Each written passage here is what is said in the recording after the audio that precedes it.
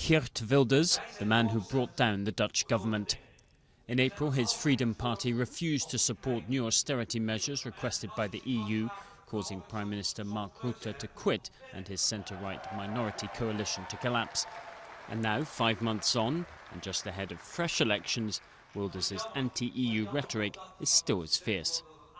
Where we are paying billions of Dutch euros to countries like Greece, Spain, maybe later Italy, Portugal, to the ESM fund. This is not how we should spend our money. And we have to let the Dutch people suffer with cuts in the public expenditure to give the money to southern European countries. The Europe is no money, the Europe costs us money. And Europe is the defining issue of this election. Opinion polls have Rutte's People's Party leading the far-left Socialist Party. Where Rutte advocates austerity, the Socialists plan to pump €3 billion back into the economy to stimulate growth. And they also want to bring the deficit down under the 3% ceiling only by 2015 and not next year as demanded by the EU. In the Growth and Stability Pact, it says we need to take into account our economic circumstances to avoid being fined.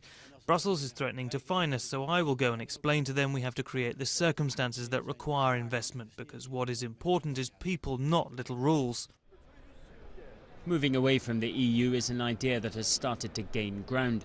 According to a recent poll, nearly half the population feel the Netherlands is suffering because of austerity measures imposed by Brussels. I think parties and also voters now demand clarity on to what extent Eurocrats determine what's going on in their country and to what extent we can determine that ourselves.